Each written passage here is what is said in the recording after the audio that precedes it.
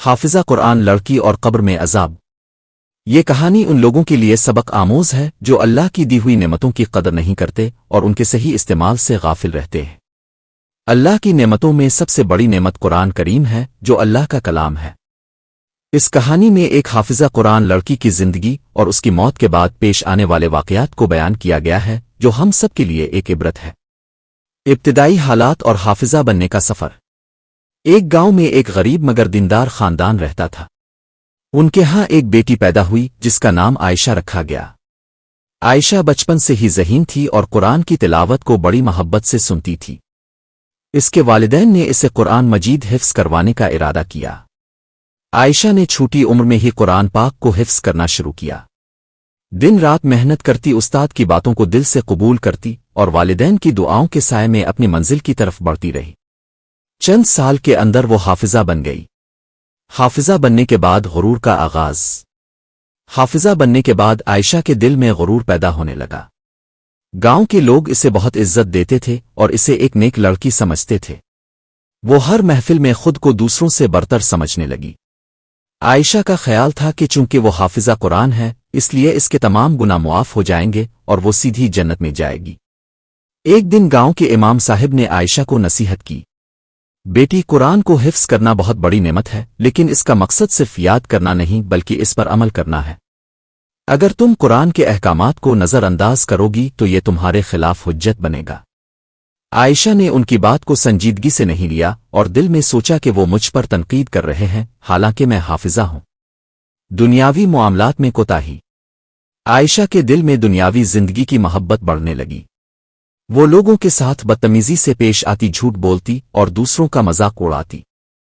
اس کے والدین نے اسے کئی بار سمجھایا، بیٹی، حافظہ قرآن ہونا بہت بڑی ذمہ داری ہے۔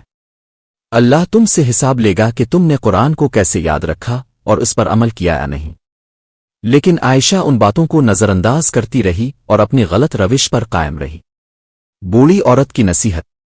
ایک دن ایک بوڑھی عورت عائشہ کے گھر آئی اور اس سے کہا، بیٹی، حافظہ قرآن ہونا ایک عظیم نعمت ہے، لیکن یہ نہ بھولو کہ اللہ کے نزدیک وہی شخص کامیاب ہے جو تقوی اختیار کرے۔ عائشہ نے ہنستے ہوئے جواب دیا، میں حافظہ ہوں، مجھے کسی سے کچھ سیکھنے کی ضرورت نہیں، اللہ مجھے معاف کر دے گا۔ یہ غرور اس کی ہلاکت کا سبب بننے والا تھا، لیکن وہ اس حقیقت سے بے خبر تھی۔ عائشہ کی بیماری اور وفات۔ کچھ عرصے بعد عائشہ ایک خطرناک بیماری کا شکار ہو گئی۔ دن بدن اس کی حالت بگڑتی گئی۔ گاؤں کے لوگ اور اس کے والدین اس کے لیے دعائیں کرتے رہے، لیکن عائشہ کی حالت بہتر نہ ہو سکی۔ آخر کار وہ دنیا سے رخصت ہو گئی۔ عائشہ کی وفات کے بعد گاؤں کے لوگ اسے عزت کے ساتھ دفن کرنے کے لیے جمع ہوئے۔ حافظہ قرآن ہونے کی وجہ سے اس کی قبر پر خصوصی دعائیں کی گئیں اور سب کو یقین تھا کہ وہ جنت میں جائے گی۔ خواب میں عذاب کی حقیقت۔ عائشہ کے انتقال کے چند دن بعد گاؤں کے ایک نیک شخص نے خواب میں دیکھا کہ عائشہ کی قبر میں سانپ اور بچھو موجود ہیں جو اسے کاٹ رہے ہیں۔ وہ عذاب میں مبتلا ہے اور مدد کے لیے پکار رہی ہے۔ یہ خواب دیکھ کر وہ شخص بہت پریشان ہوا اور اللہ سے دعا کی، اللہ مجھے بتا کہ عائشہ پر یہ عذاب کیوں ہے حالانکہ وہ حافظہ قرآن تھی۔ اللہ نے اس نیک شخص کو خواب میں جواب دیا۔ عائشہ نے قرآن کو یاد کیا لیکن اس پر عمل نہ کیا۔ اس نے تکبر کیا، جھوٹ بولا اور دوسروں کے حقوق پامال کیے۔ میرا کلام صرف زبانی یاد کرنے کے لیے نہیں بلکہ زندگی میں اس پر عمل کرنے کے لیے ہے۔ قرآن کی تعلیمات کی اہمیت۔ قرآن مجید میں اللہ تعالیٰ فرماتے ہیں، کیا تم نے یہ سمجھ لیا کہ ہم نے تمہیں بے مقصد پیدا کیا؟ یہ آیت اس بات کی طرف اشارہ کرتی ہے کہ انسان کی زندگی کا مقصد اللہ کی عبادت اور اس کے احکامات پر عمل کرنا ہے۔ اگر کوئی شخص قرآن کو صرف یاد رکھے اور اس پر عمل نہ کرے تو وہ اللہ کے عذاب کا مستحق ہو سکتا ہے۔ گاؤں والوں کے لیے سبق۔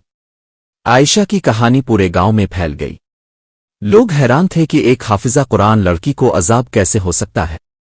علماء نے گاؤں والوں کو سمجھایا کہ حافظ قرآن ہونا ایک عظیم نعمت ہے، لیکن یہ ذمہ داری بھی ہے۔ قرآن کو یاد کرنے کے ساتھ ساتھ اس پر عمل کرنا بھی ضروری ہے۔ گاؤں کے امام نے جمعہ کے خطبے میں کہا، یہ وقت ہے کہ ہم سب اپنے اعمال کا جائزہ لیں۔ اللہ ہم سے یہ نہیں پوچھے گا کہ ہم نے کتنا یاد کیا بلکہ یہ پوچھے گا کہ ہم نے کتنا عمل کیا۔ نتیجہ اور سبق۔ عائشہ کی کہانی ایک سبق ہے کہ اللہ کے کلام کو زبانی یاد رکھنا کافی نہیں بلکہ اس پر عمل کرنا ضروری ہے۔ ہمیں اپنی زندگی کو قرآن کی تعلیمات کے مطابق ڈھالنا چاہیے ورنہ یہ ہمارے لیے حجت بن جائے گا۔ اللہ تعالی ہمیں قرآن کو سمجھنے، اس پر عمل کرنے اور اپنی زندگی کو اس کے مطابق گزارنے کی توفیق عطا فرمائے، آمین۔ نتیجہ: یہ کہانی ہمیں یہ سکھاتی ہے کہ غرور اور تکبر انسان کو اللہ کی رحمت سے دور کر دیتا ہے۔ حافظہ قرآن ہونا ایک عظیم نعمت ہے، لیکن اگر اس پر عمل نہ کیا جائے تو یہ نعمت عذاب میں بدل سکتی ہے۔ اللہ ہم سب کو اپنی ذمہ داریوں کو سمجھنے اور ان پر عمل کرنے کی توفیق عطا فرمائے۔